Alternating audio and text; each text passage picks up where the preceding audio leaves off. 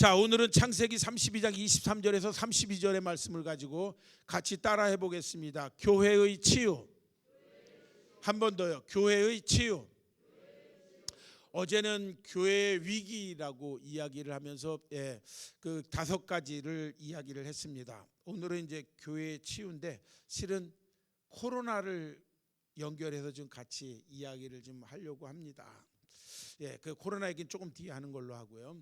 아무튼 오늘 이 본문을 통해서 본문을 하나의 교회로 놓고 보면서 야곱과 그의 식구들을 교회로 생각하면서 오늘 교회가 어떻게 치유되어야 되는지 함께 말씀을 통해서 은혜 받는 시간을 갖도록 하겠습니다. 자, 종교개혁자 마틴 루터가 좀 이상한 이야기, 파격적이고 충격적인 이야기를 합니다. 하나님을 사랑하고 담대히 죄를 지으라. 다시 한번요. 누가 이야기했냐? 종교개혁자 마틴 루터의 이야기입니다. 마틴 루터의 이야기인데 하나님을 뭐하고? 사랑하고 그 다음에 뭐 하라고요? 담대하게 죄를 지으라는 이야기입니다. 말이 서로가 안 맞죠. 하나님을 사랑하면 죄를 지으면 안 되죠. 근데 루터의 이야기는 하나님을 사랑하고 담대히 죄를 지으라고 이야기합니다. 그냥 반어법적인 겁니다. 이걸 그대로 문자적으로 받아들이면 안 되고요. 반어법적인 건데 결국은 하나님을 사랑하는 사람이 담대히 죄를 지으라는 말 속에서 의도적으로 죄를 지으라는 이야기는 당연히 아니겠죠. 계획적이고 의도적으로 죄를 지으라는 이야기는 아닙니다. 그런데 하나님을 사랑하고 그 다음에 열정이 생기고 그러다가 주님의 일을 하다가 보면 뭐 할 수도 있다는 이야기입니까? 실수할 수도 있다는 이야기입니다. 그런데 실수할 것을 두려워하면 하나님을 온전히 섬길 수 없거나 주의 일을 좀 크게 펼쳐나갈 수 없다라는 것을 이야기를 합니다. 이게 결국은 저기에서 보면 달란트 비유에서 보면 1달란트 받은 사람이 이런 거죠. 실수할까봐 달란트를 어떻게 했어요? 땅에다가 묻어두는 이와 같은 우를 범한 거죠. 자, 그런 겁니다. 그래서 그냥 그 달란트 비해서 2달란트를 받았던 5달란트를 받았던 사람들은 모험을 했거든요. 과감하게 모험을 한 사람들입니다. 과감하게 그 돈을 잃어버릴 수도 있잖아요. 2달란트 받은 걸 잃어버릴 수도 있고 5달란트를 잃어버릴 수도 있는데 그냥 과감하게 뭐 한 거예요? 투자를 한 겁니다. 그렇게 해서 근데 1달란트 받은 사람은 그거를 못 한 거죠. 그렇죠? 만약에 이 비유가 이제 이런 생각도 해보는 거죠. 1달란트 받은 사람이 만약에 투자를 해서 1달란트를 회수를 못했어요. 그래서 쪽박 찼어요. 그런다 할지라도 아마 이 사람은 책망받지는 않았을 겁니다. 이 비유의 내용상으로는요. 이 비유에서 책망하는 것은 이 사람이 도전하지 않았고 모험하지 않았고 새로운 일을 시도하지 않았고 주저하면서 그리고 아무것도 하지 않은 것. 아무것도 하지 않은 것에 대한 책망입니다. 결국은 신앙은 뭐냐? 모험하고 무모한 것 같지만 도전하는 겁니다. 주님의 일은 항상 이럴 때 열려지고 이럴 때 회복되어지고 이럴 때 새로운 길들이 열려지는데 결국 믿음이라는 것은 이런 모험과 도전인데 이런 모험과 도전하는 그와 같은 믿음의 소유자가 될 수 있길 주님의 이름으로 간곡하게 부탁을 드립니다. 자, 루터의 이야기. 하나님을 사랑하고 담대히 죄를 지으라. 내가 하나님을 사랑하는데 실수할 수도 있다라는 겁니다. 그거를 두려워할 필요가 없다는 거죠. 결국은 루터의 이 이야기 속에서 하나님을 사랑하고 담대히 죄를 지으라는 이 말 속에서 실수는 그렇게 치명적이지 않다라는 겁니다. 실수를 하느냐 실수를 하지 않느냐 이게 중요한 게 아니라 실수를 통해서 무엇을 배웠느냐가 더 중요한 거라는 겁니다. 루터의 이야기 속에서는 그런 거고요. 어쩌면 하나님도 그런 생각을 갖고 계시는지 모르겠어요. 제가 하나님이 아니니까 그렇다 이렇게 단정적으로 말을 할 수는 없는데 하나님도 그런 것은 인정해 주실 거라 이렇게 생각합니다. 왜 갑자기 이런 이야기냐? 실수를 통해서 무엇을 배웠느냐라는 이야기인데 결국은 서두에 말씀드렸던 것처럼 코로나입니다. 코로나. 뒤에 가서 다시 한번 이야기를 할 거지만 코로나는 하나님이 우리들에게 주신 내지는 하나님이 우리를 향해서 행하신 우리에 대한 하나님의 공격입니다. 여기 본문대로 이야기하면은요. 24절에 야곱은 홀로 남았는데 어떤 사람이 날이 새도록 야곱과 씨름했다라는 겁니다. 이 문장 지금 먼저 이야기를 할게요. 이 문장을 같이 24절 한번 같이 읽어보겠습니다. 24절 다 같이 읽죠. 시작. 야곱은 홀로 남아 있더니 어떤 사람이 날이 새도록 야곱과 씨름했다. 자, 잘 보세요. 이제 국어 시험 보는 거예요. 누구하고 누가 씨름했습니까? 어떤 사람과 야곱이. 자, 주어가 누굽니까? 야곱이 어떤 사람과 씨름했습니까? 어떤 사람이 야곱과 씨름했습니까? 아니, 성경 똑바로 보세요. 저기 앞에 써 있네. 어떤 사람이 야곱과 씨름했습니까? 야곱이 어떤 사람과 씨름했습니까? 그러니까 씨름의 주체, 싸움을 거는 게 누가 싸움을 걸어왔느냐는 걸 물어보는 거예요. 누구요? 누구예요? 어떤 사람입니다. 야곱이 어떤 사람에게 씨름을 걸어가는 게 아니고요. 이 굉장히 중요한 거예요. 어떤 사람이 야곱에게 싸움을 걸어온 겁니다. 씨름을 걸어왔대. 어떤 사람이 누구예요? 여기서는요. 하나님입니다. 하나님이 야곱을 건드린 거예요. 하나님이 야곱을 친 거예요. 하나님이 야곱에게 싸움을 걸어온 거라는 이야기입니다. 뒤에 가서 이 이야기는 다시 하겠습니다. 결국은 만약에 코로나가 하나님이 우리들에게 주신 씨름이었다면, 제가 질문할게요. 코로나는 하나님의 손 안에 있는 사건이다, 하나님 손 바깥에 있는 사건이었다. 어느 게 맞아요? 하나님의 손 밖? 아니요. 그렇게 신경질적으로 말 안 해도 돼요. 그냥 다 아니요 바뀌어 있는데 이런 게.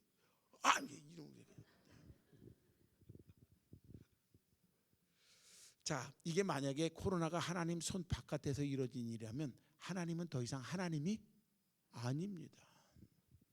자, 그러면 코로나는 하나님의 계획 안에서 그리고 하나님의 깊은 섭리 속에서 우리 가운데 이루어진 일입니다. 때로는 우리들의 삶 속에서 우리가 예상치 못했던 코로나와 같은 이런 시련들, 예상치 못했던 힘든 일들, 예상치 못했던 아픔, 이런 것들을 경험할 수도 있고요. 근데 그것이 공교롭게도 하나님이 우리에게 걸어오는 싸움일 수도 있다라는 이야기입니다. 그런데 코로나를 통해서 우리가 무엇을 배웠느냐는 이야기입니다. 우리는 코로나를 통해서 굉장히 많은 실수를 한 것 같아요. 모르겠어요. 이 당진 지방은 어떤지 모르겠는데 코로나 기간 동안에 굉장히 조심스러운 이야기인데 부흥회를 하는 교회들도 있었습니다. 그리고 거기 부흥회 제가 강사로 간 적도 있어요. 그러면서 굉장히 조심했어요. 목사 여기 걸리면 이게 규모가 작은 교회가 아닌데 목사님 이름도 나오지만 H대학의 S교수도 같이 나오게 돼 있어요. 그럼 목사님하고 나하고 같이 신문에 나오면서 코로나 기간에 부흥회 한 교회로 소문나는데 그래도 괜찮을까요? 그랬더니 장로님들이 다 괜찮다고 그랬다고 그냥 하자고 그러는 거예요. 그렇게 해서 코로나 기간에 그렇게 한 교회도 있습니다. 지났으니까 이야기하지 그 기간 동안에 이런 얘기 했으면 큰일 날 뻔했어요. 그런데 아무튼 그런 무모하게 그런 것을 한 것도 있는데, 그런데 코로나 기간 동안에 대부분의 교회의 관심은 성도가 예배에 덜 나오는 것, 이거에 대한 걱정과 관심, 이거였고요. 그 다음에 또 하나의 관심은 뭐냐면 줄어드는 재정에 대한 걱정, 이것이 컸어요. 그러다 보니까는 어떤 일들이 있었냐면요, 재정이 줄어들지 않는, 헌금이 줄어들지 않는 그런 방법들을 목사님들끼리 노하우로 이렇게 이야기를 하는 거예요. 그래서 어느 지방에 갔더니 그 교회는 제법 큰 교회인데 주차장이 굉장히 커요. 그러니까 주차장 들어올 때 앞 헌금위원들이 쫙 서 있어요. 11조 감사헌금 주일헌금. 그래서 거기서 이렇게 하고서 창문 열고서 그래, 첫 번째 사람은 주일헌금, 두 번째 사람은 감사헌금, 세 번째 사람은 11조, 네 번째 사람은 선교헌금. 딱 서가지고 이렇게 서가지고서 이렇게 하고서 재밌더라고요. 얘기를 들어보니까 굉장히 재밌어요. 그 다음에 이제 설교를 쫙 하면 문을 겨울이니까 요만큼 열어놓고 설교를 듣고 아멘 할 때는 아멘 하면 안 들리잖아요. 그러니까 아멘 하면 상향력을 두 번 깜빡깜빡 이러면 이게 아멘이야. 그래서 목사님이 강대상에서 연습합시다 할렐루야 그럼 깜빡깜빡 그럼 아멘하고, 그럼 거기 저 몇 번째 차 저기 왜 깜빡깜빡 안 했어요? 그 뭐 이렇게 하면 다시 해보세요 깜빡깜빡 이렇게 해갖고 뭐 그런 것도 가르쳐주고. 그리고 아멘 하기 싫으면 뭐 하면 돼요? 빵빵 이러면 되는 거예요. 근데 이 빵빵 하는 사람은 없겠죠. 담임 목사님이 믿습니까? 그랬는데 빵빵 안 믿습니다. 이런 사람 없고 다 깜빡깜빡 이렇게 해가지고서 하고 뭐 그러니까 또 옆에서 또 그걸 다 적어가더라고요. 적어가지고 그렇게 가고 실제로 있었던 일이었어요. 실제로 있었던 일인데 옆에 앉아서 보면서 만감이 교차를 하는 거예요. 만감이 교차를 하는 거예요. 만약에 코로나가 하나님이 우리들에게 주신 사건이었다면 그러면 코로나 기간 동안에 우리는 뭐를 이야기했냐면 실은 굉장히 본질적인 것을 갖고 고민을 했어야 됩니다. 실은 충청년의 목회자들을 상대로 해갖고도 코로나 시대에 무엇을 설교할 것인가를 갖다가 3시간짜리 세미나를 그 김규세 감독님 하실 때 그때 3시간짜리 세미나를 목회자들을 모아놓고 온라인으로 세미나를 했습니다. 그래서 코로나 시대의 설교 이렇게 갖고서 했고 아마 유튜브 치면 아마 지금도 돌아다니고 있을 것 같아요. 자, 한쪽에서는 이제 그런 고민을 했었는데 한쪽에서는 굉장히 테크니컬한 이런 것들을 이야기하는 것을 보면서 야, 이게 뭐가 좀 잘못 나가도 참 많이 잘못되어져 가는 거 아닌가라는 그런 생각을 하는 겁니다. 계속 이야기는 코로나 이야기는 뒤에 가서 더 스토리를 전개하겠지만 아무튼 코로나 기간 동안에 이렇게 뭐 상향등 켜서 아멘하고 뭐 그다음에 뭐 이렇게 헌금 이렇게 하는 거 그런 것도 필요하겠죠. 교회가 재정이 줄어들면 교회 운영하는 게 교회 살림하는 게 쉽지 않으니까 당연히 필요합니다. 그러나 그게 제가 생각하기에는 본질이라고 생각하지는 않습니다. 본질은 한번 생각해 보세요. 하나님 입장에서 예배가 2-3년 중단되는 게 심각할까요? 저는 그렇게 생각하지 않아요. 구약에 보면 하나님은 무려 70년 동안 이스라엘 백성들이 유배지로 떠나보내고 예루살렘 성전에서는 제사가 중단되어졌고요. 이러면서 어쩌면 복역의 때 70년, 역사적으로 대략 50년 남짓하는 기간 동안 하나님은 짐승 제사를 단 한 번도 받아본 적이 없는 시대를 산 적도 있습니다. 만약에 그런 걸 전제로 한다면 예배 2-3년 정도 하나님이 안 받으신다 해서 하나님이 크게 손해볼 것, 하나님이 굉장히 허전해 하실 것, 하나님이 굉장히 신기가 불편해 하실 이유가 전혀 저는 없다고 생각합니다. 그럼 뭐냐? 코로나를 통한 하나님의 생각, 코로나 속에서 하나님이 의도하는 게 뭐냐라는 걸 찾기 위해서 몸부림을 쳤어야 되는데 오늘 우리는 그런 것을 하지 않고 그냥 테크니컬한 것 이것을 개발해서 넘어갔던 거예요. 결국은 코로나 기간에 오늘 우리는 무엇을 배웠느냐라는 건데 결국 우리는 제가 보기엔 특별히 배운 게 없는 것 같다라는 것 그런 생각을 좀 해봅니다.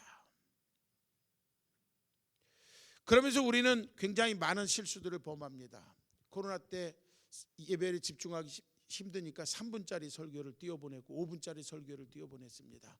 그리고 주일날 설교를 갖다 잘 요약해서 3분짜리 5분짜리 여러분들 생각해 보세요. 3분짜리 5분짜리 설교를 3년 동안 들어요. 그 다음에 교회 출석해갖고 30분짜리 설교 들을 수 있어요? 없어요? 이건 불가능합니다. 그러니까 교인들에게 뭐를 준 거예요? 3분짜리 마약을 먹이는 거예요. 5분짜리 마약을 먹여놓은 거예요. 예를 들면 임종 직전의 상황 아니면 중환자실에서의 상황 이런 건 이해가 가요. 여러분들 이런 상황이면 동의하실 수 있죠. 3분짜리 설교 5분짜리 설교. 그런데 일반적인 상황에서 어떻게 3분짜리 설교 5분짜리 설교가 30분짜리 설교를 대체할 수 있고 30분짜리 설교하고 어떻게 똑같을 수 있냐고요. 말도 안 되는 소리를 하고 있는 거예요. 그러면서 우리는 온라인에 몇백 명이 접속했다라고 이야기하는 거예요. 3분짜리 설교를 통해서 사람들에게 3분짜리 마약을 먹여놓고 그 다음에 그 사람들이 그것을 통해서 예배를 받고 그리스도인이 되었다라고 하는 그와 같은 일들을 갖다 우리는 참으로 많은 것을 코로나를 통해서 좀 생각을 해보고요. 그 다음에 코로나는 한 번만 오는 것이 아니라 제가 보기에는 계속 유사품은 계속 발생할 겁니다. 두 번째 코로나 세 번째 코로나도 계속 발생할 거라고 저는 생각합니다. 그때는 그런 헌금하는 테크닉을 배운다든지 아니면 3분짜리 5분짜리 설교를 통해서 이런 것보다는 코로나를 통해서 하나님께 더 가까이 나갈 수 있는 것, 코로나 때문에 하나님께 더 간절해질 수 있는 우리들의 마음, 코로나 때문에 하나님의 은혜를 더욱 사모하는 이 마음, 이런 본질적인 것을 회복시켜 나가려고 하는 이런 것들에 우리들이 지금 관심을 집중해야 하지 않을까 하는 그런 생각을 해봅니다. 어쩌면 코로나19는 하나님이 우리들에게 주신 하나님의 심판에 대한 훈련이 아니었을까 하는 그런 생각을 해봅니다. 자, 그러면 하나님은 코로나를 통해서 세상을 심판하셨는데 세상과 교회를 심판하신 겁니다. 자, 그러면 코로나를 통해서 하나님께서 세상을 향해서 말을 걸어오셨고 코로나를 통해서 하나님께서는 교회를 향해 말을 걸으셨습니다. 거칠게 표현하면 코로나를 통해서 하나님은 교회도 심판하셨고 코로나를 통해서 하나님은 세상도 심판하셨다. 이걸 예쁘게 표현하면 코로나를 통해서 하나님은 교회를 향해서 말을 걸어오셨고 그리고 코로나를 통해서 하나님은 세상을 향해 말을 걸어오셨습니다. 대략 세상을 향해서 코로나가 하나님이 말을 걸어오시는 하나님의 도전이었다라고 생각한다면 우리는 먼저 2016년 3월 달에 있었던 사건을 좀 생각해 볼 수 있습니다. 혹시 2016년 3월에 무슨 일이 있었는지 아주 충격적인 사건이 하나가 벌어지는데 기억하고 계신가요? 그 충격적인 사건은 이런 겁니다. 우리나라에서 바둑을 제일 잘 두는 이세돌 구단하고 누구요? 알파고하고 바둑 시합을 한 거죠. 누가 이겼습니까? 이세돌이 아니고 알파고가 이겼습니다. 결국은 그때 화두가 됐던 게 빅데이터, 그 다음에 딥러닝, 지금 이것이 우리 시대에 와가지고는 AI, 인공지능 이런 것들로 이야기되어집니다. 결국은 빅데이터나 인공지능이라는 시대가 시작됐다라는 이야기는 어떤 일이 벌어지냐면 조금만 어려운 말을 쓰면 이런 겁니다. 빅데이터나 인공지능이 시작되어지기 전에 세상은 통계적 확률 시대를 이야기합니다. 통계적 확률 시대라는 것은 뭐를 이야기하냐면 이런 일이 발생할 가능성이 몇 퍼센트, 발생하지 않을 가능성이 몇 퍼센트, 그런데 이게 맞을지 틀릴지는 아무도 잘 몰라, 이런 세상이에요. 그런데 빅데이터나 딥러닝이나 그 다음에 AI, 인공지능이나 이런 것들이 이제 체계화적이고 점점 기술이 발달되고 정보들이 점점 많이 축적이 되어지면 어떤 일이 벌어지냐면 확률적 사회가 아니라 정확하게 진단하는 세상이 벌어집니다. 정확하게 진단하는 세상이요. 자, 이런 세상이 벌어진다는 이야기는 무엇을 이야기하냐면 하나님을 필요로 더 이상 하나님을 필요로 하지 않는 시대가 되어져 버렸다는 이야기입니다. 인공지능, 빅데이터, 그 다음에 딥러닝 아니면 아무튼 알파고라는 것이 이세돌 구단, 인간의 최고의 실력자, 바둑의 최고의 실력자를 이긴 것으로 지금 그것이 교회를 향해서 던져주는 메시지 내지는 복음을 향해서 던져주는 메시지는 뭐냐? 세상은 더 이상 하나님을 필요로 하지 않습니다 라는 것에 대한 사인이었습니다. 하나님을 우리는 더 이상 필요로 하지 않는 시대가 되어졌습니다. 결국은 인공지능의 발달, 그 다음에 생명과학의 발달로 인한 과학만능주의 시대가 하나님을 잃어버리게 만들었고 하나님을 찾을 필요성이 없는 그런 세상을 만들어놨어요. 그 다음에 세상을 다 어떤 것으로 좀 이야기하면 좀 거창하게 이야기하면 물존족 가치로 세상을 다 바꿔버린, 물존족 가치라는 게 뭐냐면 모든 걸 다 화폐로 계산하는, 다 돈으로 살 수 있는 거예요. 사랑도 돈으로 살 수 있고요. 여자도 남자도 서로 이성을 돈으로 살 수 있고요.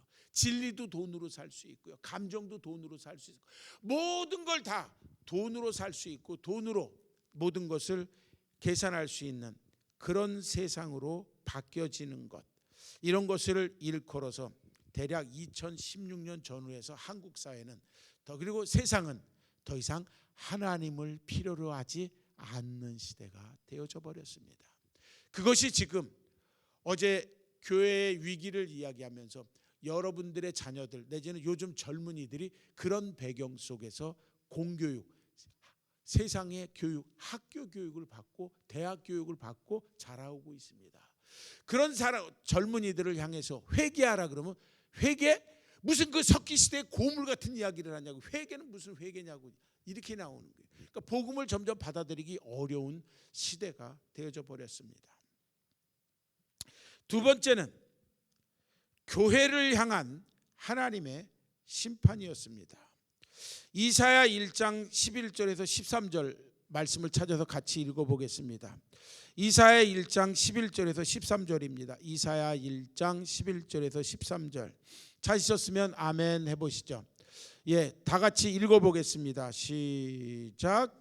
여호와께서 말씀하시되 너희의 무수한 재물이 내게 무엇이 유익하뇨? 나는 숫 양의 번제와 살찐 짐승의 기름에 배불렀고 나는 수송아지나 어린 양이나 순염소의 피를 기뻐하지 아니하노라. 너희가 내 앞에 보이러 오는 이것을 누가 너희에게 요구하였느냐? 내 마당만 밟을 뿐이니라. 헛된 재물을 다시 가져오지 말라. 분향은 내가 가증히 여기는 바요 월삭과 안식일과 대회로 모이는 것도 그러하니 성회에 아울러 악을 행하는 것을 내가 견디지 못하겠다. 재물이 다 뭐라는 거예요? 희생 재물을 갖고 온 게 다 뭐라고요? 주님께서 역겹고 구역질 난다는 거지. 갖고 오지 않았으면 좋겠다는 겁니다. 갖고 오지 않았으면 이거를 갖다가 그러면 재물 대신에 이걸 갖다 예배로 바꿀게요. 그러면 주님이 뭐라고 이야기해요? 예배를 보고서 역겹다는 거예요. 너희들이 지금 드리고 있는 예배가 역겹다는 얘기예요. 구역질 난다. 꼴도 보기 싫으니까 나타나지 말라는 이야기입니다. 이사야 1장 11절에서 13절은 구약시대에는 드려지는 제물에 대해서 하나님이 그냥 헛된 짓 하지 말라는 거죠. 역겹다라는 이야기입니다. 그 이유는 제물은 드리는데 삶이 뭐가 됐다고요? 개가 됐다는 거예요. 삶은 개인데 반려견 말고 삶은 정말로 엉터리인데 재물을 갖고 오면 뭐 하겠냐는 이야기입니다. 결국은 하나님이 원하시는 것은 두 가지를 다 원하는 거예요. 삶과 재물을 다 원하시는 거예요. 결국은 우리의 삶이 무너지면 어떤 일이 벌어지는 거예요? 하나님 앞에 드려지는 재물도 쓸모가 없는 겁니다. 창세기 4장에 보면 이렇게 이야기합니다. 하나님은 가인과 그가 드린 재물은 받지 않으셨고요. 아벨과 그가 드린 재물은 받으신 거예요. 아벨과 그가 드린 재물, 가인과 그가 드린 재물이란 이 표현 속에서 하나님은 육식을 좋아하고 채소는 싫어한다. 그런 게 아니에요. 가인과 그가 드린 재물이란 얘기는 가인의 삶과 가인이 드린 재물은 거절하셨다는 이야기고요. 아벨과 아벨이 드린 재물은 받으셨다는 이야기는 아벨의 삶과 아벨의 드린 재물을 받으셨다는 겁니다. 결국은 재물을 하나님께서 흠양하실 만한 재물이 되려면 그 재물은 삶이 뒷받침되어야 되는 거예요. 내가 하나님 백성다운 삶, 내가 성도다운 삶, 내가 예배자다운 삶을 살아갈 때 예배가 의미가 있고 하나님이 원하시는 예배이고, 내 삶이 그냥 개 같으면 결국 하나님은 이사야서에서 말씀하신 것과 똑같이 너희들이 드리는 예배 받기 싫다는 게 구역질 난다라고 말씀하실 거라는 겁니다.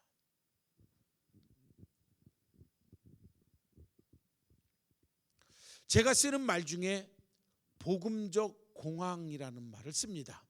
복음적 공황. 경제공황이라는 게 뭡니까? 들어보셨죠? 경제공황이요. 경제공황이 뭐냐면 돈은 있는데 화폐 가치가 별 볼 일 없는 거예요. 그냥 껌 한 통 사러 갈 때 100만 원 들고 가야 돼요. 그러면 소고기 한 근 사러 가려면 1억 정도 들고 가는 거예요. 돈은 있는데 돈의 가치가 있는 거예요, 없는 거예요? 소고기 한 근 사러 가는데 1억 들고 가는 거예요. 이걸 보고 경제공황이라고 이야기합니다. 그러면 복음적 공황 또는 복음의 공황 시대라고 이야기하면 복음이 널려 있어. TV를 틀 때마다 복음이고 라디오 틀면 복음이고요. 교회 가면 복음이라고 그러고요. 그냥 다 복음 다 복음을 이야기하는데,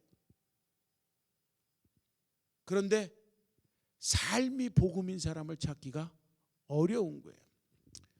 복음을 가르치는 사람이 있어요. 저처럼 학교에서. 그리고 복음을 전하는 사람들이 있습니다. 여러분들처럼 교회 주보 나눠주고 전도하는 사람들 다 필요합니다. 복음을 가르치는 사람도 필요하고 복음을 전하는 사람도 필요한데, 그런데 이것도 두 부류의 사람도 필요하지만 정작 필요한 사람, 주님이 찾고 원하시는 사람은 삶이 복음인 사람을 주님이 원하고 계시고요. 그리고 삶이 복음인 사람이 드리는 예배, 삶이 복음인 사람이 드리는 제물, 이 제물이 참다운 제물이고 이 예배가 참다운 예배인 겁니다.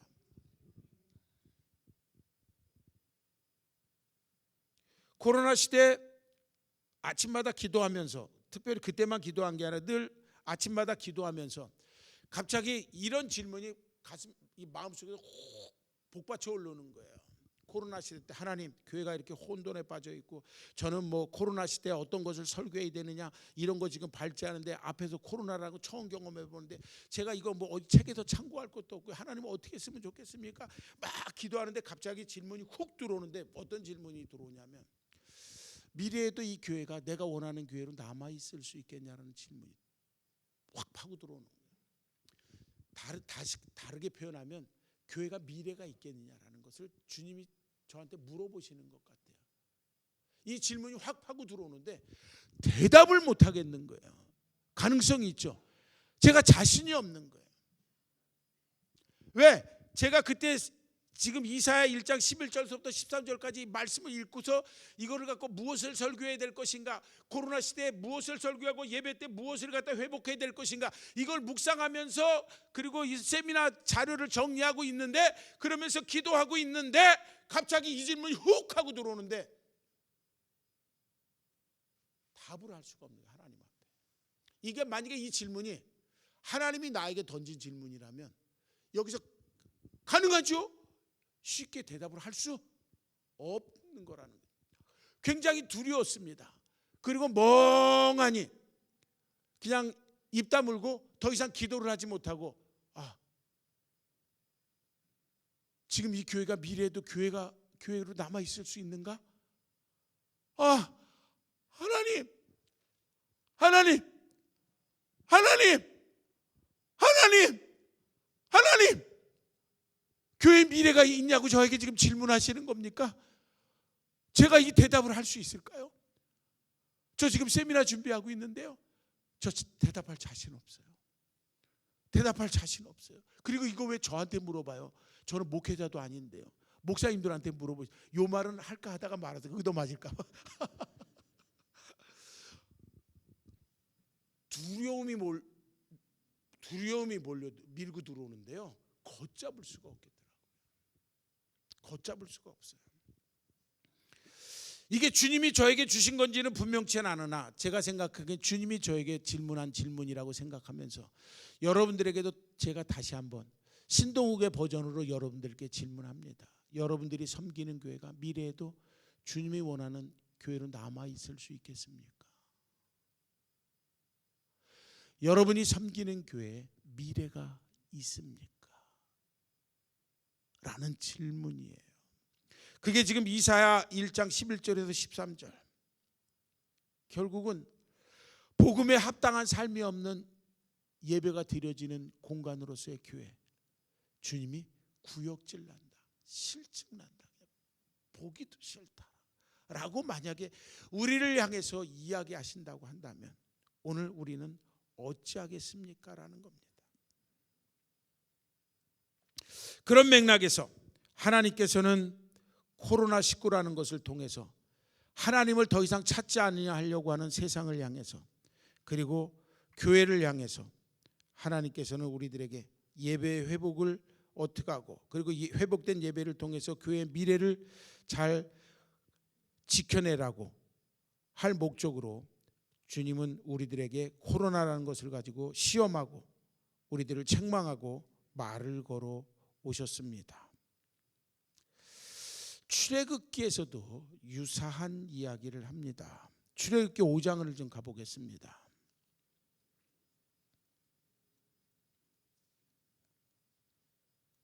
출애굽기 5장입니다. 1절 2절을 찾아서 같이 읽어보겠습니다. 출애굽기 5장 1절 2절입니다. 찾으셨으면 아멘 해보시죠. 네, 같이 읽겠습니다. 시작. 그 후에 모세와 아론이 바로에게 가서 이르되 이스라엘의 하나님 여호와께서 이렇게 말씀하시기를 내 백성을 보내라. 그리하면 그들이 광야에서 내 앞에 절기를 지킬 것이니라 하셨. 바로가 이르되 여호와가 누구이기에 이 목소리를 듣고 이스라엘을 보내겠느냐? 나는 여호와를 알지 못하니 이스라엘을 보내지 아니하리라. 아멘. 실은 출애굽기 5장 1절 2절은 출애굽의 10가지 재앙의 서론입니다. 하나님께서 왜 출애굽 재앙을 애굽 땅에 베푸실 수밖에 없었는가? 다른 말로 표현하면 10가지 재앙으로 애굽을 내리치실 수밖에 없었는가? 라는 겁니다. 여기에 보니까는 이렇게 이야기를 합니다. 5장 1절 후반부에 보니까는 여호와께서 이렇게 말씀하시기를 내 백성을 보내라. 그리하면 그들이, 그러니까 하나님의 백성들이 광야에 가서 내 앞에 절기를 지킬 것이다 라고 이야기를 했어요. 자, 그랬더니 바로의 대답입니다. 세상의 대답이기도 하죠. 여호와가 도대체 누구이길래 내가 그의 목소리를 듣고 그리고 이스라엘을 보내야 되겠느냐? 나는 여호와를 알지 못한다. 따라서 이스라엘을 보내지 않겠다라는 겁니다. 도대체 여호와 당신이 누구이길래 우리가 당신의 이야기를 들어야 합니까? 라는 거예요.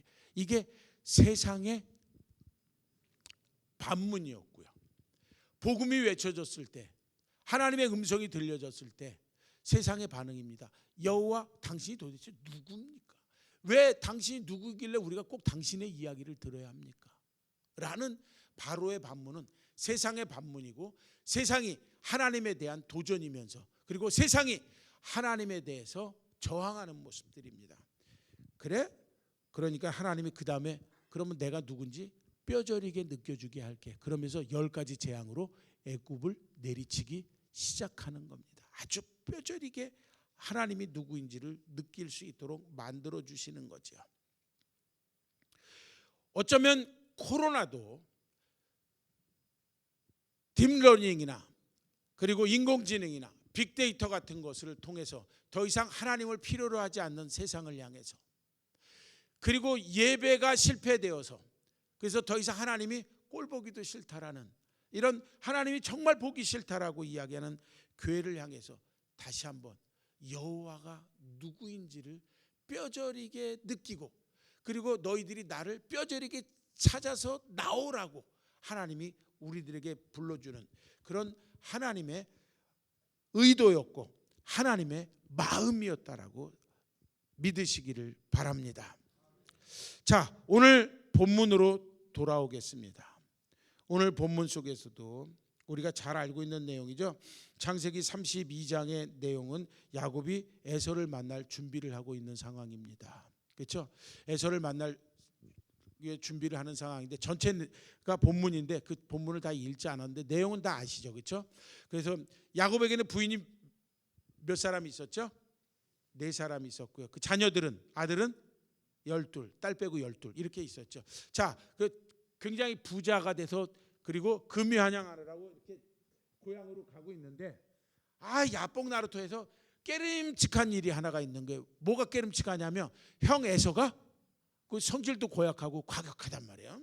그리고 자기보다 힘도 세고, 그러니까는 결국 자기가 옛날에 형 에서를 갖다가 등쳐먹고 속였던 거, 요거 때문에 복수를 할 것 같아가지고서 결국은 야곱이 창세기 32장 전체를 읽어보면 머리를 쓰는 거예요. 재산도 뺏기지 않으면서 그 다음에 자기가 덜 사랑하는 부인서부터 먼저 죽게 만들고 이렇게 배치를 그렇게 하는 거예요.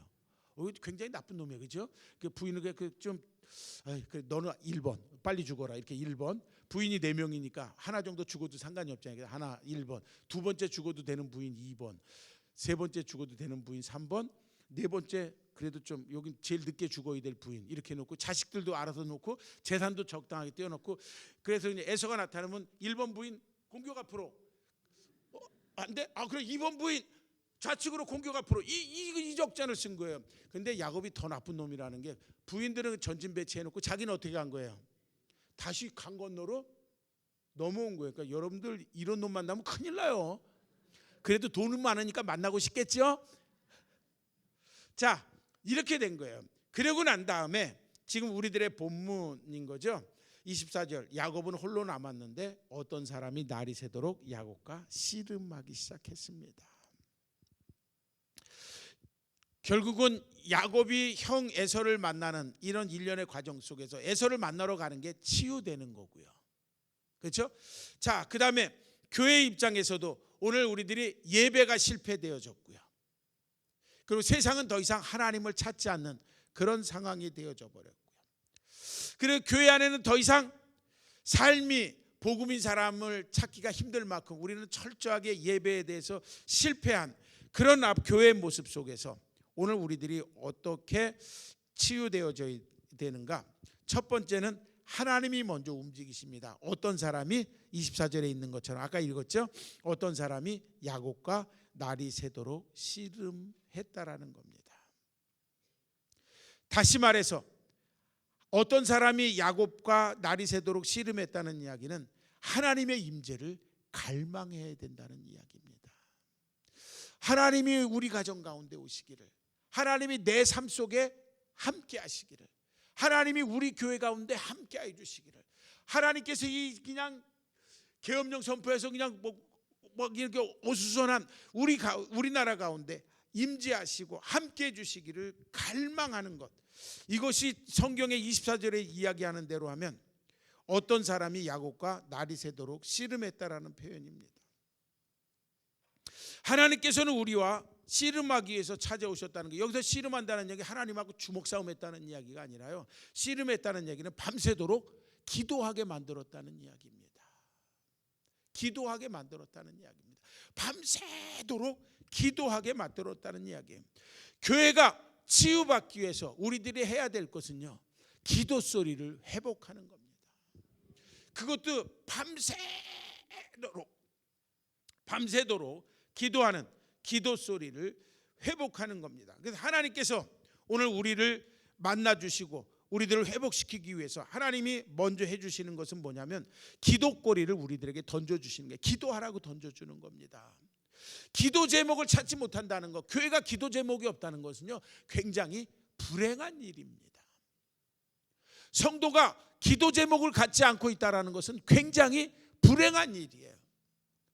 내가 영적으로 잠자고 있고요, 내가 영적으로 죽었다라는 것을 갖다가 의미하는 겁니다. 기도 제목이 있습니까? 기도거리가 있습니까? 그러면 그것을 가지고 밤새도록 기도하는 거예요. 밤새도록 기도한다는 얘기는 언제까지? 응답받을 때까지 기도하는 겁니다. 응답받을 때까지 기도하는 거예요. 자, 그래서 우리가 밤새도록 기도하면 어떤 일이 벌어지느냐? 오늘 야곱이 만난 것처럼 우리가 믿는다고 고백하지만 그러나 아직 만나지 못한 살아계신 하나님을 만나게 된다는 겁니다. 다시 한번요. 우리가 믿는다고 고백을 했지만 그러나 아직 뼈저리게 체험하지 못했고 만나지 못했던 살아계신 하나님을 만나게 된다는 이야기입니다. 하나님의 임재를 갈급하는 것이 예배고 하나님의 임재를 갈망하는 것이 신앙의 근본입니다.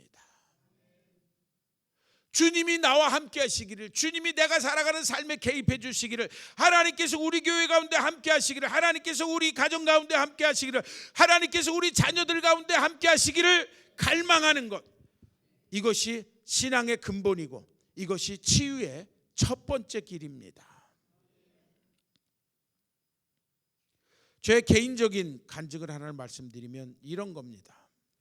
제가 소속하고 있는 교회는 저는 목회하는 목사가 아니고 그냥 학교에서 학생들을 가르치는 교수입니다. 그러다 보니까 감리교 법상으로 저는 목회를 하면 안 되고요, 그냥 소속 목사로만 이렇게 돼 있습니다. 자, 그러다 보니까 저는 그냥 일반 교인들이랑 똑같이 예배만 보고 그냥 가면 돼요. 주일날이고 뭐 그냥 편해요. 주일날 되게 편해요. 아무것도 할 일이 없으니까. 그러다 보니까 담임 목사님 제가 그냥 왔다 갔다 하는 게 저기에서 그런지 그 출석하는 교회 금요 기도회를 갖다 한 5년 정도 맡겼어요. 근데 이것도 심한 거죠. 5년 동안 소속 목사를 갖다 금요기도회를 갖다 계속 인도하라고 이렇게 한 주도 빠짐없이 그냥 한 5년 정도를 인도했습니다. 그 교회는 한 지금 거의 교회 창립 한 140년 가까이 된 감리교 모교회 중에 모교회입니다. 서울 한복판에 있는 모교회 중에 모교회인데요. 그런데 교회는 굉장히 연로합니다. 그래서 70대까지 전교인 체육대 하면 천막쳐야 돼요. 그리고 80서부터 앉아서 밥을 받아 먹을 수 있어요. 그러니까 70까지는 일회이 됩니다. 그러니까 교회가 굉장히 연로한 편이고요. 그래서 이제 금요기도회를 인도하는데 한 많이 모이면 한 7, 80명씩 이렇게 모이는데, 근데 젊은 분들이 별로 없어요. 그리고 이렇게 다 나이 드신 분들이 오고요. 제가 금요기도회 인도할 때 그때 당시에 참석했던 분 중에 제일 나이가 많은 분이 98살. 그분이 104세까지 사시고 소천하셨어요.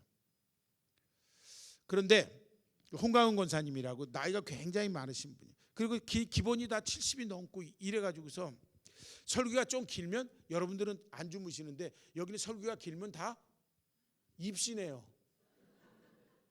안 일어나세요. 그래가지고 근데 신기한 건 축도하면 다 깨요. 그게 또 놀라운 기적이에요. 그래가지고 기도 인도를 하면서 하나님 앞에 그 강대상에서 기도하면서 이런 기도를 해서, 하나님, 장년들이나 청년들이 좀 참석을 많이 해야 되는데 그 사람들은 안 하고 왜 이렇게 좀 나이 드신 분들만 오고 80대 90대가 굉장히 많이 모여 있는 이런 기현상적인 이런 기도회인데 좀 젊은 사람 좀 많이 좀 보내주시면 안 돼요? 그러면서 이제 강대상에서 막 이렇게 기도를 했어요. 그런데 갑자기 마음에 들어오는 게 있어요.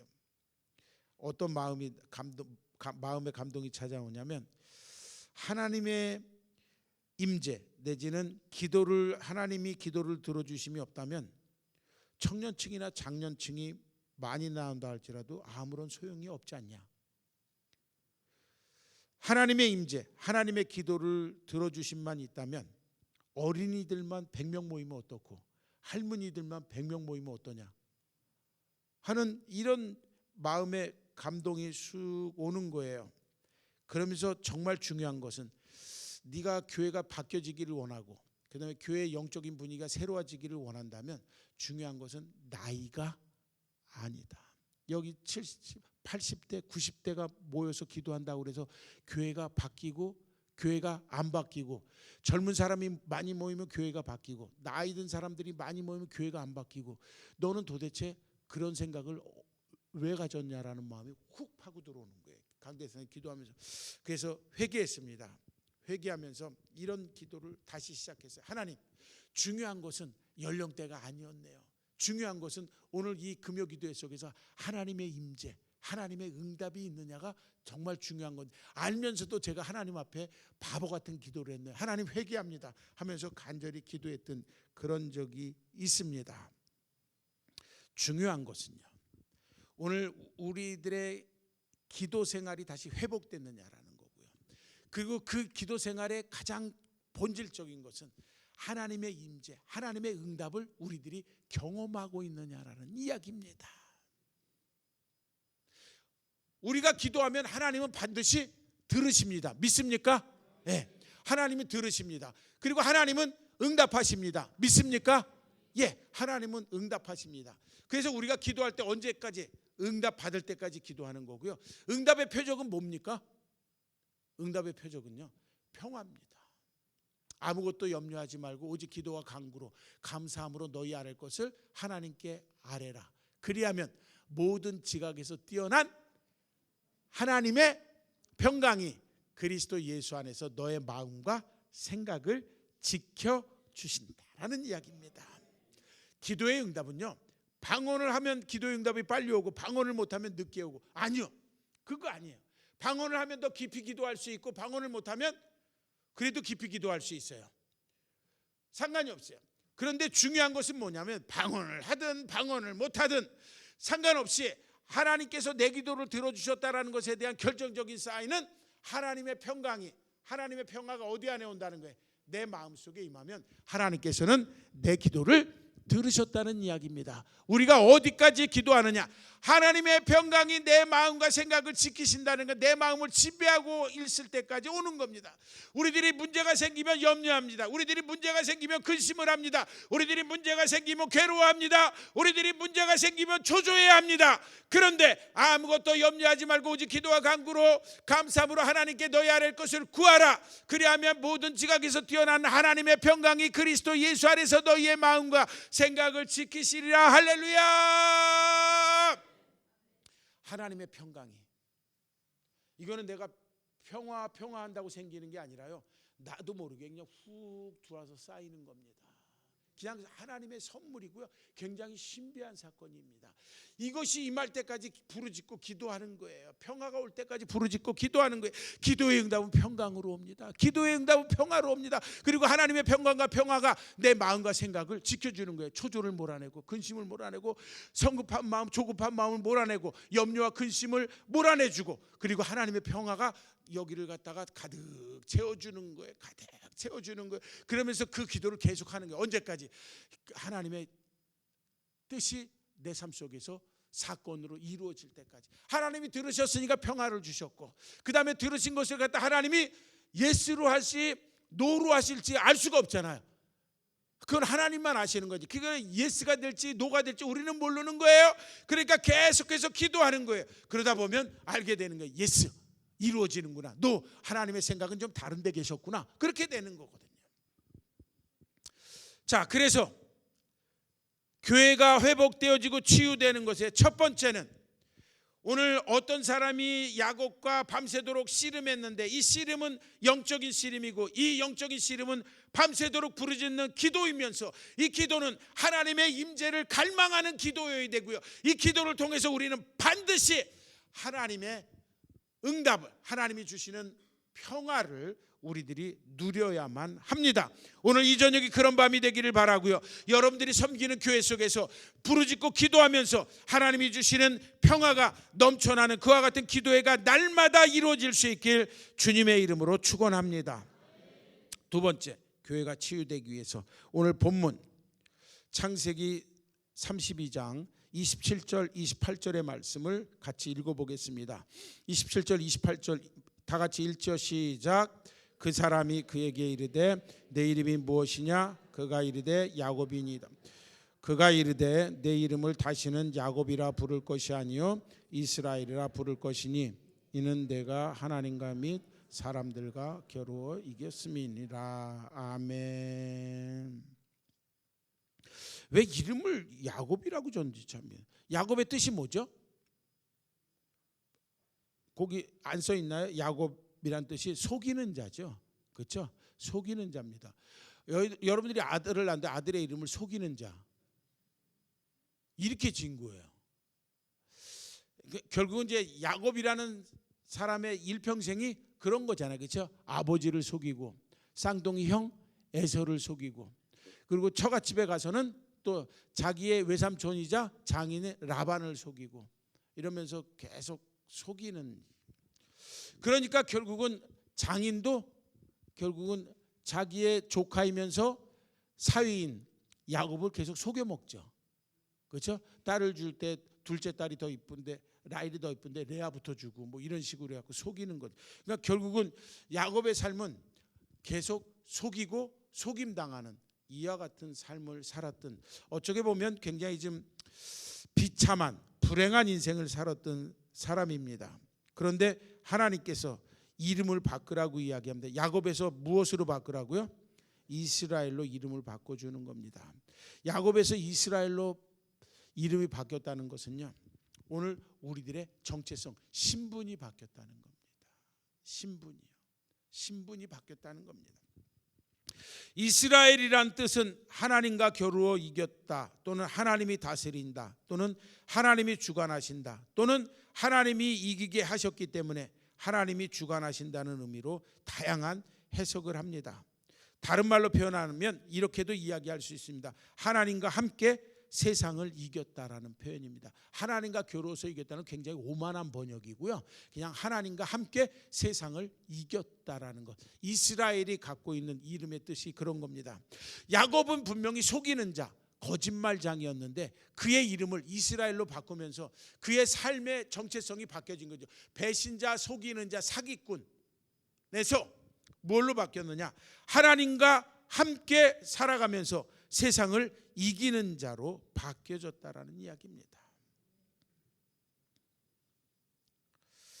하나님과 함께하면서 세상을 이기는 자로 바뀌어졌다라는 것, 이것을 갖다가 바울의 표현대로 하면 에베소서 6장 10절에서 18절에 보면 성경 찾지 않겠습니다. 성령의 전신갑주를 이야기하죠. 그렇죠? 구원의 투구를 쓰고 의의 흉배를 두르고요. 그 다음에 믿음의 방패, 그다음에 말씀의 검, 성령의 검, 진리로 허리띠를 띠고 평안의 복음의 신을 신고, 그 다음에 이렇게 무장시키고 난 다음에 뭐를 하는 겁니까? 무시로 깨어서 기도하게 만드는 겁니다. 우리에게 성령의 전신갑주를 갖다 입혔다라는 것은 결국 우리들이 무시로 깨어서 마귀의 간사한 계략을 이겨내도록 하기 위해서라는 거예요. 결국 야곱이 이스라엘로 바뀌었다라는 것, 이것은 하나님과 함께 세상을 이기는 사람이 되었다라는 것을 이야기를 하고요.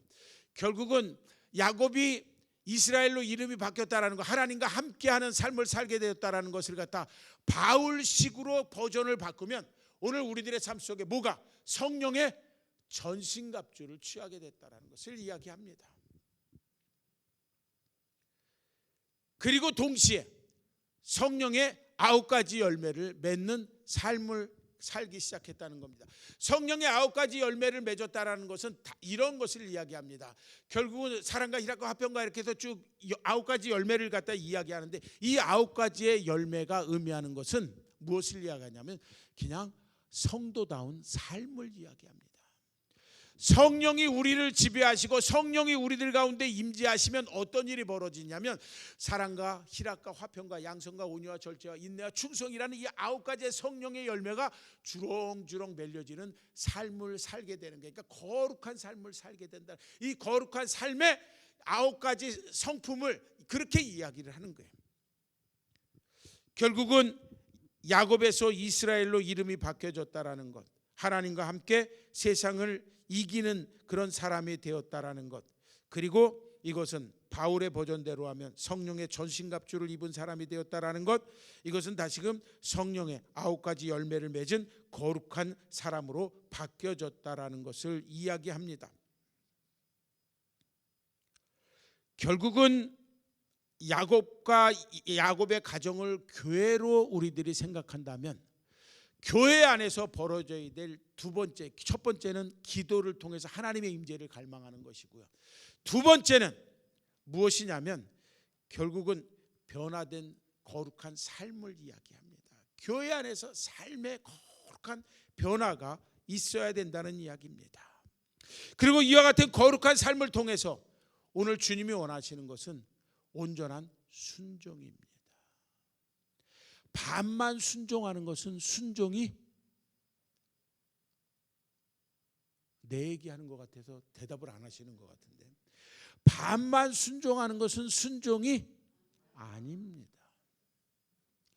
마귀의 간사한 계략, 마귀의 계략은요 100% 불순종이 아니라 50% 불순종을 이야기합니다.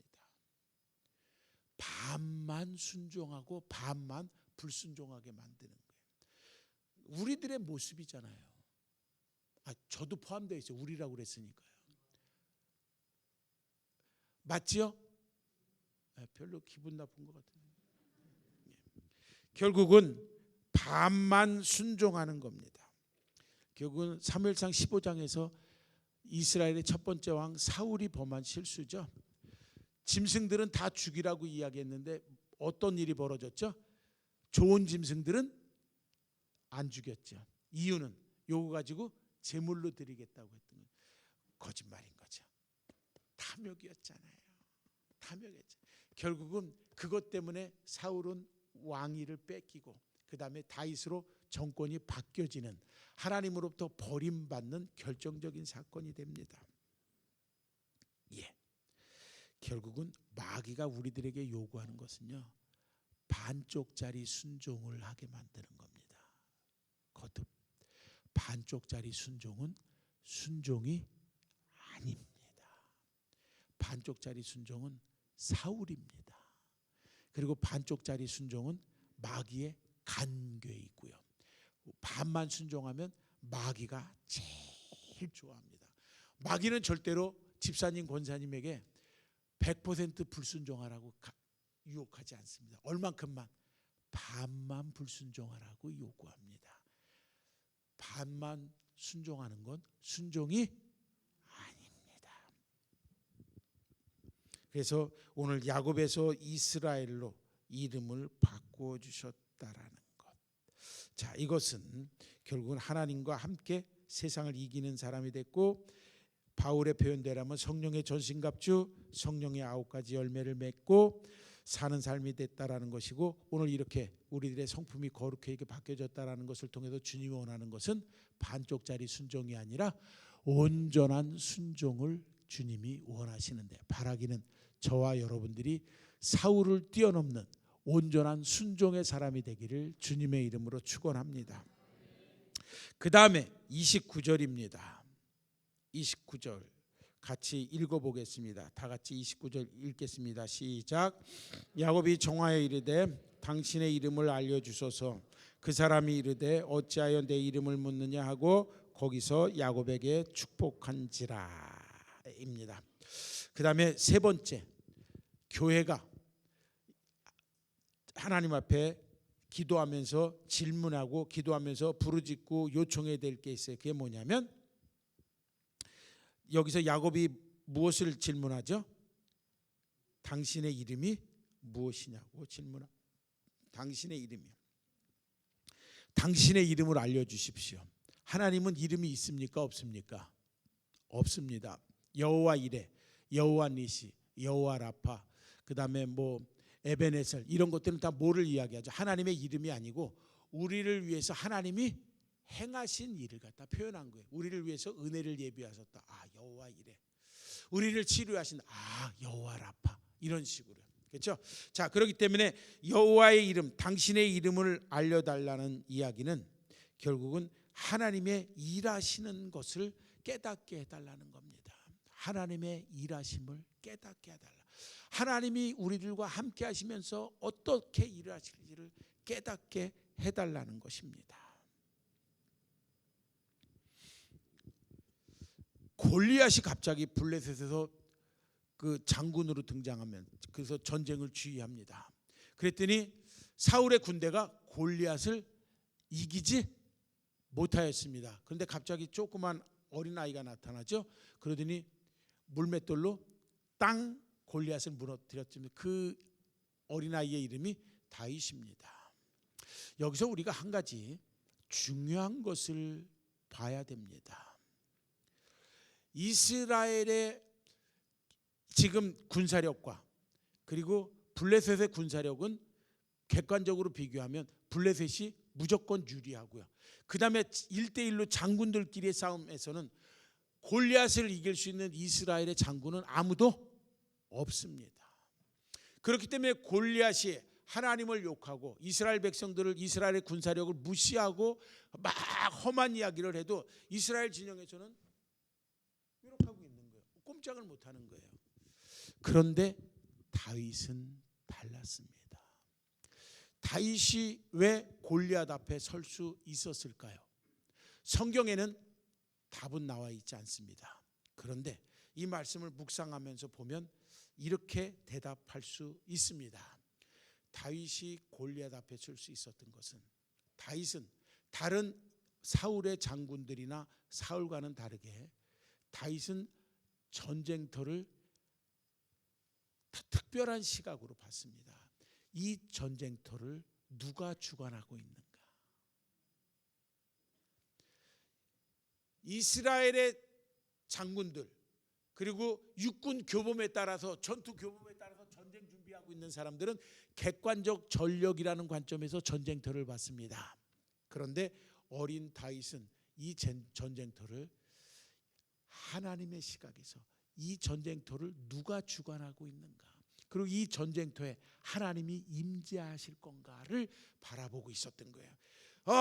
하나님이 임재하신다. 오케이, 내가 가장 익숙한 거 들고 나가겠다. 나는 이 물맷돌로 곰도 잡았고, 이 물맷돌로 사자도 잡았고, 이 물맷돌로 사나운 야생짐승도 잡았는데, 주님 이거 하나면 충분합니다. 주님, 이 전쟁터를 주관하시는 분은 하나님이십니다. 이 전쟁터를 주관하시는 분은 하나님이십니다. 이 전쟁터를 주관하시고 이 전쟁터에 임재하실 분은 하나님이십니다. 주여,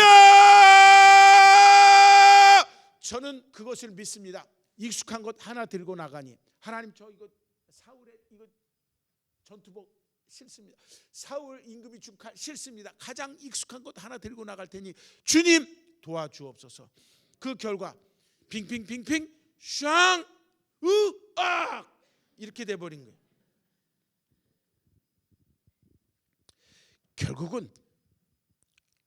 결국은 이름을 가르쳐 달라는 이 기도나, 그 다음에 하나님이 우리 교회 가운데서 일을 어떻게 하실지를 갖다가 질문하는 거나 똑같은 내용입니다. 바라기는 오늘 저와 여러분들의 삶 속에서 전쟁터를 바라보는 시각이 달랐던 다윗처럼 오늘 우리들의 삶의 현장 속에서 많은 고난을, 많은 역경을, 많은 실패를, 많은 초조함을 경험하지만, 그러나 오늘 저와 여러분들의 시각이 다윗처럼 이 상황을 누가 주관하고 계시는지, 그리고 이 상황 속에 하나님이 함께 하실 것인지를 질문하고 부르짖고 확신하고, 그리고 그 현실을 여러분들이 믿음으로 돌파하면 여러분들이 골리앗을 꺾는 바로 그와 같은 사람이 될 것을 믿으시기를 바랍니다. 예, 이게 바로 결국은 주님의 이름을 물어보는, 그리고 오늘 우리들이 이 같은 교회를 치유하는 이와 같은 길의 네 번째입니다. 마지막입니다. 26절 같이 읽어보겠습니다. 26절 다 같이 읽어보죠. 시작. 그가 이르되 날이 세려하니 나로 가게 하라. 야곱이 이르되 당신이 내게 축복하지 아니하면 가게 하지 아니하겠나이다. 29절도 읽어보겠습니다. 야곱이 정하여 이르되 당신의 이름을 알려주소서. 그 사람이 이르되 어찌하여 내 이름을 묻냐 하고 거기서 야곱에게 축복한지라. 그 다음에 31절입니다. 자, 그가 분이엘을 지날 때 해가 돋았고 그의 허복다리로 말미암아 절었더라.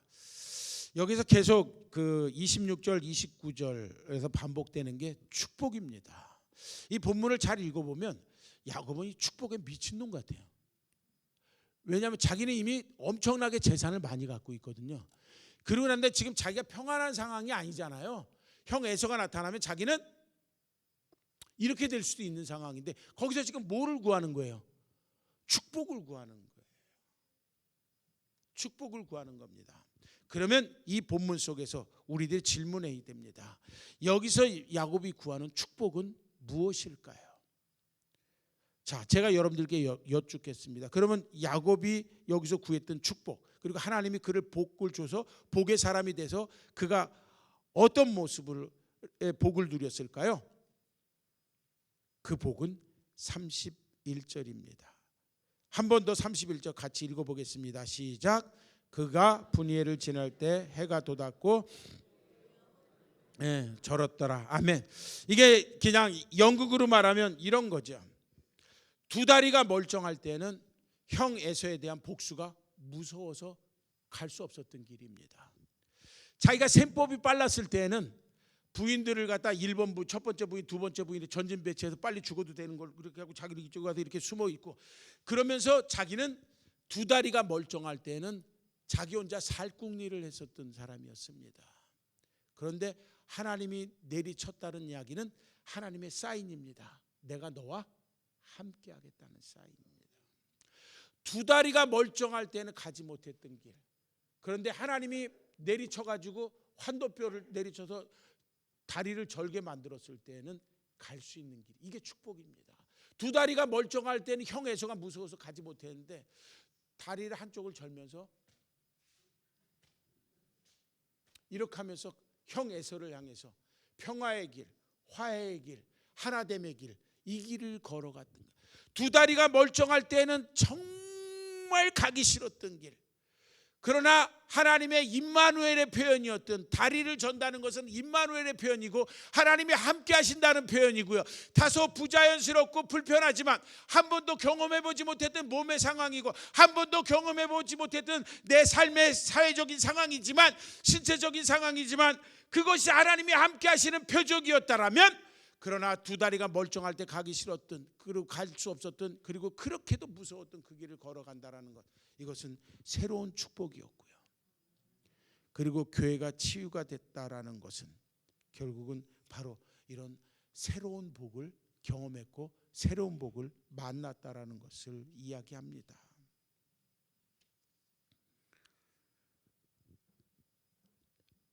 결국은 가장 내가 다리를 절고 아프고 나약해졌을 때, 그런데 하나님이 붙들어 주니까 그 길을 갈 수 있는 것, 이것이 축복인데요. 요거하고 유사한 장면이 고린도 후서에 나옵니다. 여기 한 군데 찾고 오늘 설교를 막 끝내겠습니다. 고린도 후서 11장으로 가보겠습니다. 고린도 후서 11장입니다. 23절서부터 조금만 읽겠습니다. 23절서부터 조금만 읽겠습니다. 찾으셨으면 아멘 해보시죠. 조금만 읽겠습니다. 시작. 그들이 그리스도의 일꾼이냐 정신없는 말을 하거니와 나는 더욱 그러하도다. 내가 수고를 넘치도록 하고 옥에 갇히기도 더 많이 하고 수없이 맞고 여러분은 죽을 뻔하였었고 유대인들에게 40에 하나 감하는 매를 5번이나 맞았고 3번 태장으로 맞고 1번 돌로 맞고 3번 파선하고 일주야를 깊은 바다에서 지냈고, 그 다음에 30절 같이 읽어보겠습니다. 시작. 내가 부득불 자랑할진대 내가 약한 것을 자랑하노라. 12장 10절을 같이 읽어보겠습니다. 12장 10절 다 같이 시작. 그러므로 내가 그리스도를 위하여 약한 것들과 능력과 궁핍과 박해와 공고를 기뻐하노니 내가 약한 그때 강함이라. 자, 고린도후서 10장 11장은 이런 곳입니다. 독일어로 별명이 있는 독특한 장입니다. 디 나레덴. 나라는 얘기는 바보입니다. 레덴은 설교. 그래서 고린도후서 10장 11장은 바보 설교입니다. 바보 설교. 쉽게 이야기하면 이런 거예요. 뭐 어떤 내용이냐면 사도 고린도후서에서 가장 중요한 테마는 사도권입니다. 고린도 교회는 사도 바울 보고 당신은 사도가 아니라고 이야기합니다. 지금 우리 식으로 말하면 너는 목사가 아니라고 이야기하는 거예요. 그러면 저 같으면 이렇게 이야기하겠어요. 내가 신학 공부를 어디서 했고, 그 다음에 나는 어디서 안수를 받았고, 내 친구들 중에 목사가 몇 사람이나 있고, 그 다음에 내가 어디서 이렇게 하고 유학도 갔다 오고, 그 다음에 내가 지금 뭐 했고, 그래서 내가 지금 목사가 맞습니다. 이런 방법으로 이야기를 할 거예요. 그런데 사도 바울은 그 방법을 쓰지 않고 있습니다. 어떤 방법을 쓰고 있느냐면 자기가 고난당한 거를 쭉 이야기를 하고 있어요. 40에 하나 감하는 매를 갖다 무려 몇 번이나 맞았다고요? 5번이나 맞았어요. 이거 대단한 사람입니다. 그러니까 이 본문을 읽을 때마다 실은 제가 굉장히 초라해져요. 여러분들 40에 하나 감하는 매니까 39대를 맞았다 이렇게 생각하면 안 돼요. 40에 하나 감하는 매를 맞았다는 얘기는 거의 죽도록 맞은 겁니다. 이때 그럼 무슨 통증의학이 있었습니까? 이때 무슨 진통제가 많이 발달돼 있어요? 아니잖아요. 그럼 바울이 그럼 결혼해서 부인이 있어갖고서 맞고 나오면 부인이 뭐 찜질도 해주고 그러는 겁니까? 그런 거 아니잖아요. 그러니까 바울은 그냥 남자들 일행들이랑 쭉 다니면서 복음을 전했죠. 그 남자들끼리 모여 있으면 어떻게 되는 거예요? 아우 아파 그러면 한 시간 2시간은 마사지 좀 해줘요. 그러고 난 다음에 야 졸립다 야게 웬만하면 참어라. 그리고 다 같이 자잖아요. 이게 남자들끼리 모여 있는 방법이잖아요. 뭐 바울이라고 달랐겠어요? 그렇게 됐겠죠.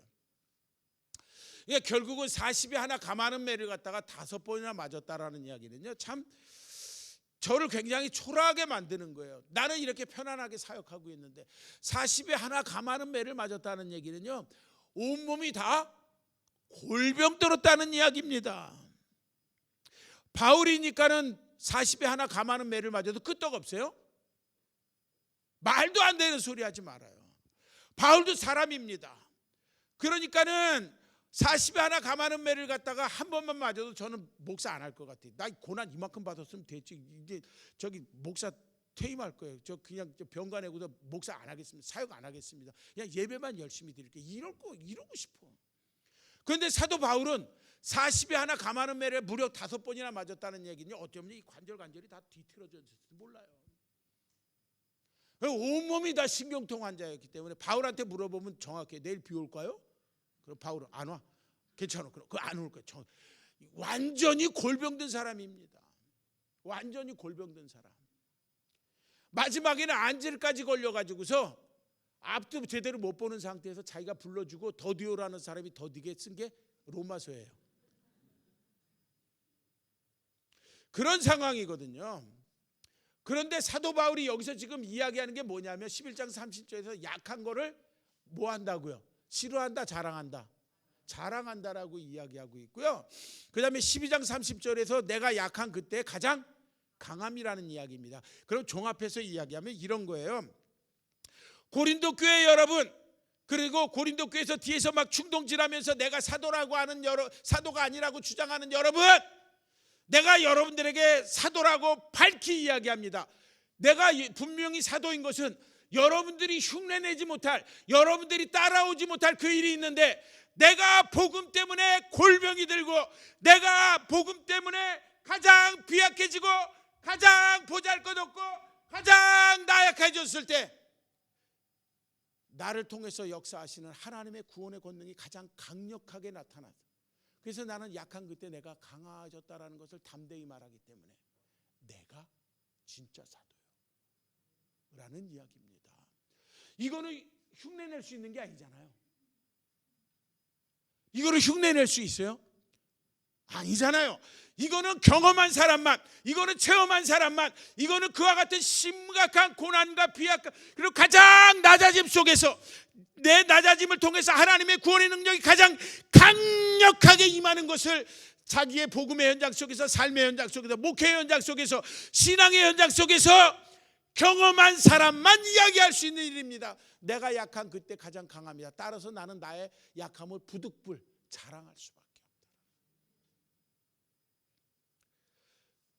창세기 버전에서는 결국은 다리를 절면서 하나님이 원하시고 하나님이 희망하시고 하나님의 뜻을 원하는 그 길을 걸어갔고요. 이것을 갖다 바울의 버전대로 이야기하면 복음 때문에 나가 가장 연약해졌을 때 하나님께서는 나를 가장 강하게 들어 쓰셨다라는 겁니다. 교회의 치유의 마지막 하이라이트는 우리가 복음 때문에 가장 비참해지고 가장 연약해지고 가장 나약해졌고 가장 힘들 때 하나님은 우리 교회를 가장 크게 들어 쓰신다는 이야기입니다. 재정이 부족합니까?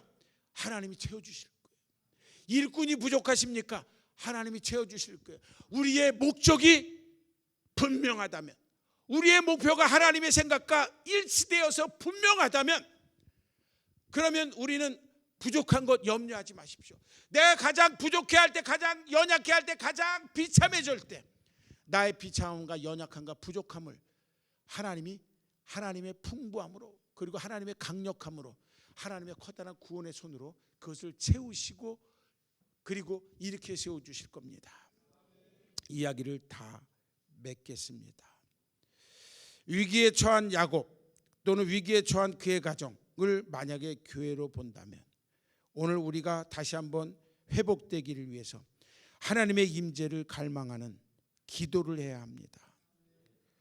그리고 야곱이 이스라엘로 그의 삶이 거룩하게 바뀌어진 것처럼 오늘 우리들의 삶 속에서 변화를 갈망해야 되고요.